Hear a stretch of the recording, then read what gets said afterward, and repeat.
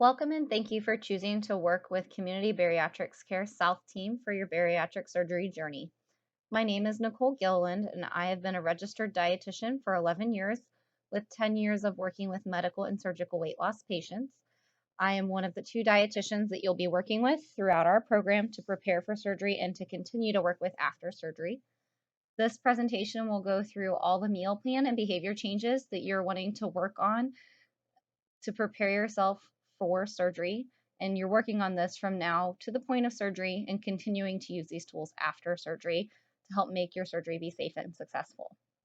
I do know that you are human beings and you will never perfectly be able to follow all these meal plan and behavior changes, but if you're struggling with any of them, please do not hesitate to contact our office. You will be receiving handouts in the mail to go along with this video presentation, so please read through the handouts and call our office or send any MyChart messages or with questions or concerns.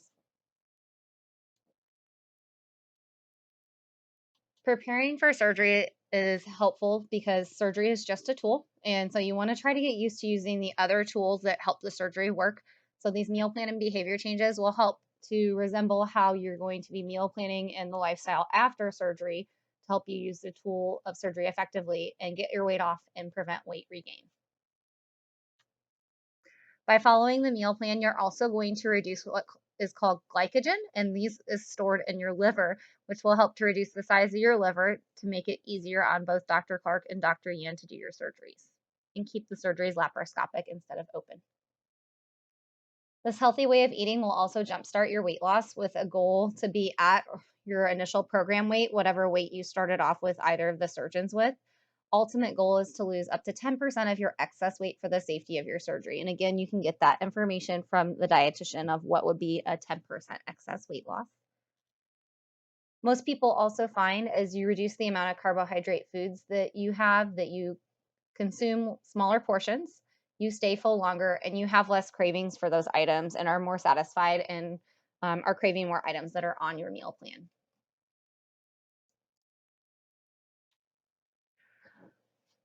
Some of the behavior changes that are most important to get started with first is keeping a food journal. It is your choice on if you would like to do a written or a phone app, and you want to bring it every time that we're going to have a telephone appointment, have it available to go through. You can even send them via MyChart if you have a MyChart account and are using a phone app.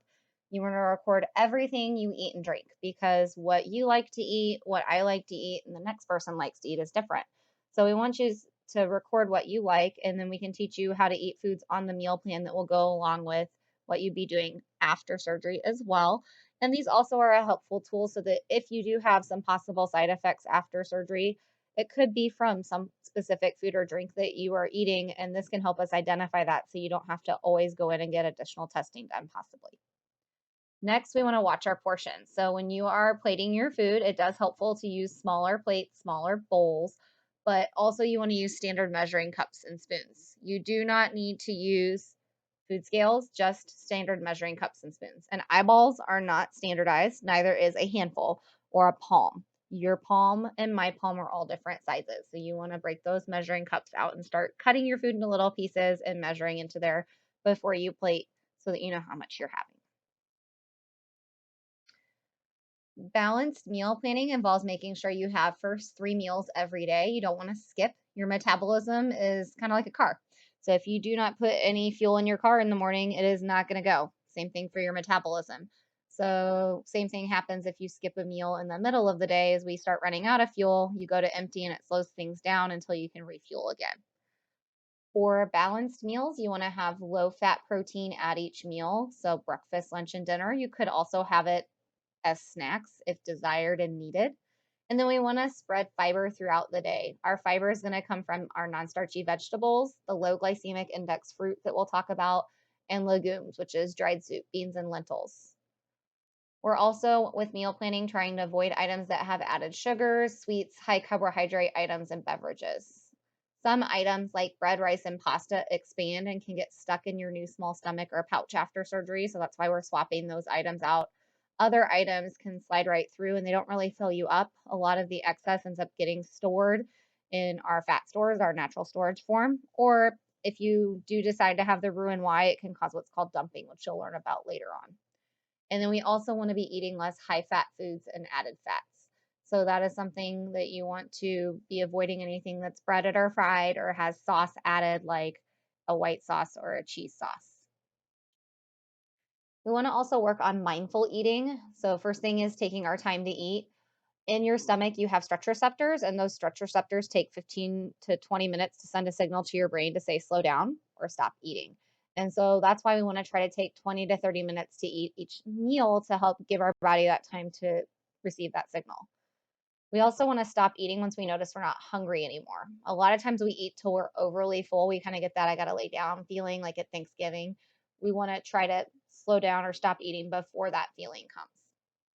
Next, to help us slow down how quickly we eat, you want to cut your food into small pieces about the size of a pea or a pencil eraser and practice chewing it up well, about 25 times or more, so it feels like applesauce in your mouth before you swallow it.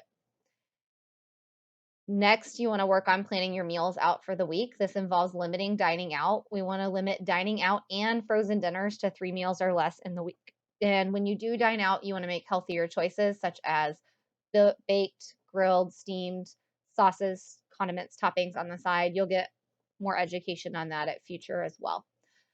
We also want to limit and avoid snacking. Snacking only needs to be when needed, meaning there might be a very long time between a meal or you might find your blood sugars dropping. We don't want to unlimitedly snack or graze. We want to make sure that we are having it planned. And we want to choose healthier items that are more whole foods, such as lean protein, non-starchy vegetables, lighter fat-free dairy, fruits, heart-healthy fats, and so forth. If you're unsure if the snack is healthy or should be on plan, do not hesitate to let us know, and we will let you know if that is a good choice, or if not, what would be a healthier alternative. Hydration is also helpful before and after surgery. So your goal is to get plenty of fluids. The goal is 64 ounces or more daily, unless you're on a fluid restriction. And we want those to not have calories or carbonation or caffeine. If you choose to have caffeine, we want to wean down to or limit down to 16 ounces or less in a day of all total caffeine. So that does mean from coffee, tea, beverages that have caffeine in them, like the Bywater, that's BIA, or Mios or Crystal Lights that have caffeine added.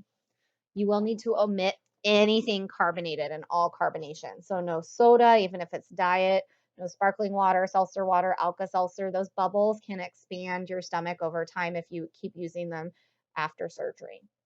And then we want to omit beverages that have calories. So if you do add flavorings in, like Crystal Light or Mios, or buy something that is pre-flavored and it says sugar-free, make sure it's 5 calories or less. We want to swap out beverages with calories like 100% fruit or vegetable juice, sweet teas, flavored coffee, smoothies, alcohol, and so forth. We also want to start vitamins prior to surgery, and this is going to increase our nutrition stores and also help so we don't have as much side effects and deficiencies after surgery. First one is a daily multivitamin, no gummies. We'll go through some more details on it later. Calcium citrate with vitamin D, and then extra vitamin D3. We want to start some routine physical exercise, and this is outside of what we call activities of daily living. So these are going to be planned exercise times. It can be something as simple as walking, or you can do something like a exercise video or get on some exercise equipment if you desire, if you have some at home. You want to have established routine exercise time every day if you can. Your goal is at least 30 minutes or more. It can be spread throughout the day or all at once, and at least 3 or more days a week. Like I said, if it helps, you can always break it up into smaller amounts, like 5 minutes at a time, spread throughout the day. And we do recommend starting something lower impact, like seated exercises, or a lot of gyms might have online group exercise classes, walking, and if you have somewhere safe to do that, water aerobics once it's warm enough for your pool to open if you have a pool at home, recumbent or seated bikes, and so forth.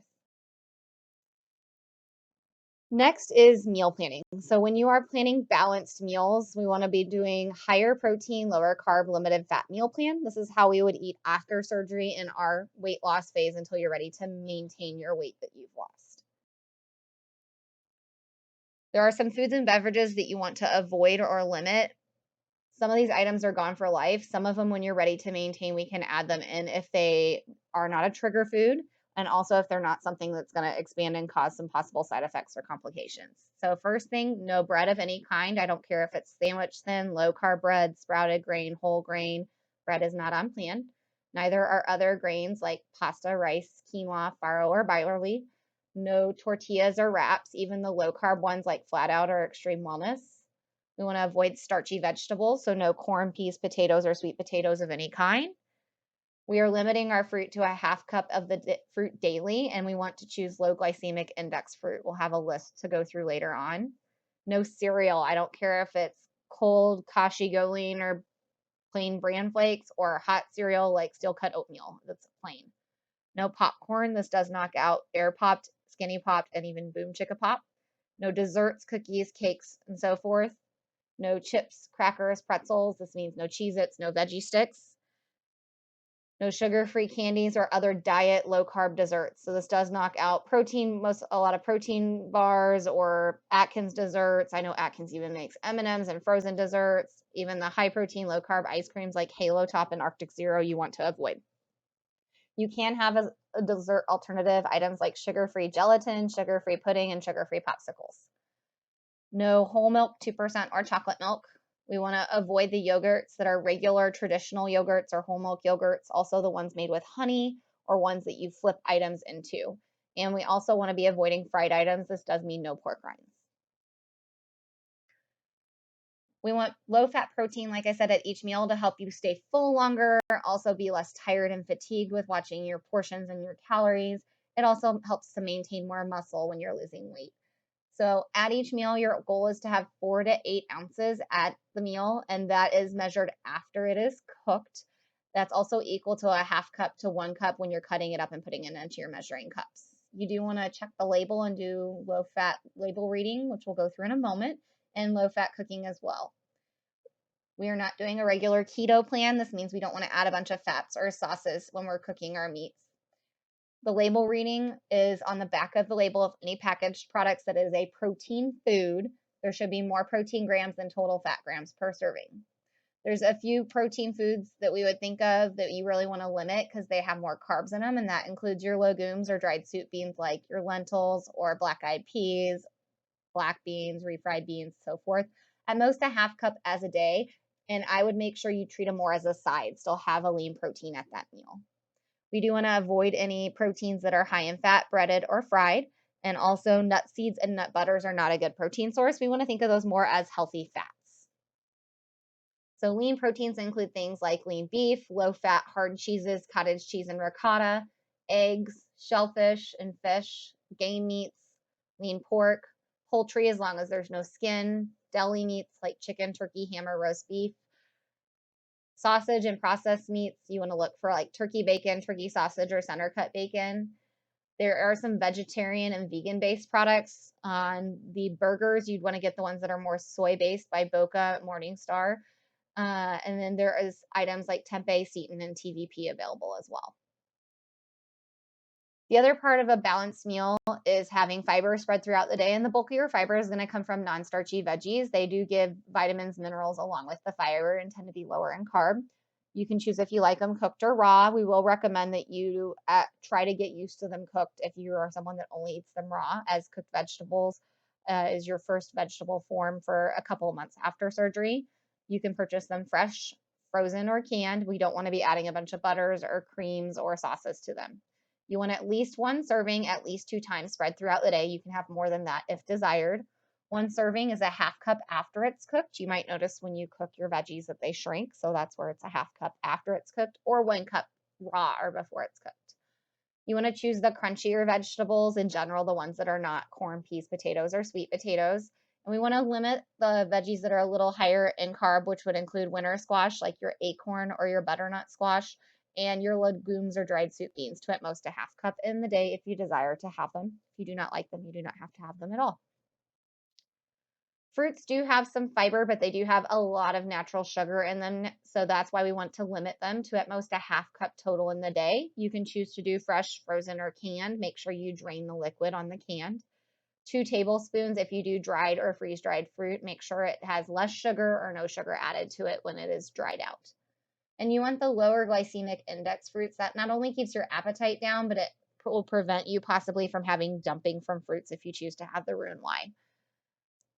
Examples of low glycemic index fruits are any type of apples. This includes applesauce if it's no sugar added, apricots, any type of berries, cherries, grapefruit, kiwi, melon, oranges, clementines or cuties, peaches, and nectarines and pears. We do want to avoid all 100% fruit juices and any other fruits that are not on this list. Some other carbs that you can have but you want to limit include low fat or fat-free dairy. You're allowed to have up to 2 dairy servings in the day if you desire. This is optional. We do not require dairy. It is recommended if you do like it because of the calcium and protein in there, but we're limiting it because of the natural sugars or carbohydrates in there. So it would be 8 ounces or 1 cup of the recommended milks. You have skim milk, 1% milk, lactose-free 1% or skim, ultra-filtered milks where they remove a lot of the natural milk sugars, which includes fat-free Fairlife milk and Kroger Carb Master milk, unsweetened soy milk, and light soy milk. Also, if you would prefer to do a yogurt, then a serving would be a half cup to 6 ounces or 2/3 of a cup or 3/4 cup of yogurt, and it would need to be a light or low-fat yogurt, Kroger Carb Master yogurt, or a light or fat-free Greek yogurt. Also, you could do a half cup of sugar-free or fat-free pudding as a dairy serving if desired. We want to avoid dairies that are full fat, full sugar, such as regular yogurts, honey-flavored yogurts, yogurts that you flip items into, chocolate milk, 2% milk, whole milk, cream, whipping cream, regular pudding as well. Heart-healthy fats can help you stay full longer when you're watching your portions and your choices. We want to choose the ones that are heart healthy, which come from plants, and limit them to 5 or less servings spread throughout the day, not at one time. You'll want to look at your handouts to show you what an appropriate portion is for one serving. Nut butters are on there, nuts and seeds, avocados, olives, oils. We do want you to limit your coconut or palm oil if you like to use those since they're more saturated. Oil-based salad dressings are healthier, like your Italians and your vinaigrettes, mayonnaise, and then low-carb yogurt dressings. Mayonnaise also includes Miracle Whip or other style dressings like that, like the mayo done with olive oil as well. Nobody likes bland foods, so we want to make sure that you enhance flavors in a healthy way. Most of us are used to doing it however we were taught prior to now, and those ways might have added a lot of calories, like creamer in our coffee, oils with our foods to cook with, butters and cheeses to get our veggies down. And these items add hundreds of calories that don't really fill us up. And even though we're not calorie counting, we want to be enhancing our flavors without as much calories. So you'll have a whole list of items that are 15 calories or less called the flavorful additions list, which includes items like spices and herbs, mustard, salsa, all different things like that. You'll also receive a list that goes through quick convenience items that are less processed. You do have to be cautious because manufacturers pay a lot of money to figure out what is the newest health trend and meal planning trend that people are doing. So on the front of the package, it might look good. It might say cauliflower crust on the pizza, but we've got to check the back of the package and look at the nutrition label, including the ingredients, to make sure that it doesn't have items in it that are not on plan. So you'll get a list of items. These include items that are fresh, like veggie trays and rotisserie chicken, refrigerated, frozen, and canned items that can be on plan that you can toss together for quicker meals. You are paying for these items to be pre-made as it is a convenience item, so they do tend to cost more. But if you can afford it, that can be helpful to toss together versus going and getting carry out. With hydration and beverages, we want to make sure that we're well hydrated with our fluids. Our goal is 64 ounces or more in the day, as long as you're not on a fluid restriction. Half or more of that should be plain water. Half or less could be flavored water if you desire to do sugar-free flavored water.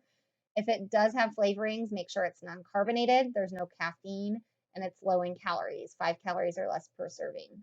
We also want to avoid beverages with calories like soda, milkshake, Kool-Aid, lemonade, smoothies, flavored coffees, alcohols, 100% fruit juice, and so forth. We want to avoid alcohol before surgery, and we recommend to avoid it after if you can for at least a year, if not for life. Examples include plain water or water that is infused, meaning you put your own fruits, vegetables, or herbs in there.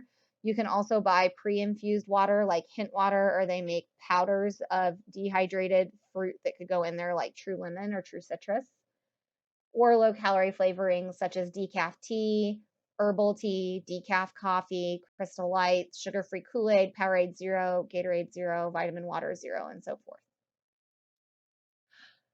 With your meal planning, we also got to plan out how we're going to cook everything. So when you're planning out your meals, you want to focus on protein and vegetables throughout the day and low fat cooking methods, which involves avoiding added fats as much as possible if you can, cooking more with your nonstick or cooking spray, no frying items or sauteing in a bunch of butter or oil. We don't want any items that are breaded or pre-fried. If you do want to have something fried, we do recommend the air fryers. Again, no breading on that though.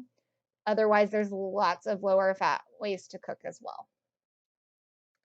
On vitamins, you do want to start them before surgery to help you get your nutrition stores up and possibly prevent any side effects or deficiencies for after surgery. So we want you to start all of these before your last visit with the dietitian. Daily vitamin, when I say a daily complete vitamin, that could be something such as a Centrum or a one a day or even like a Flintstones.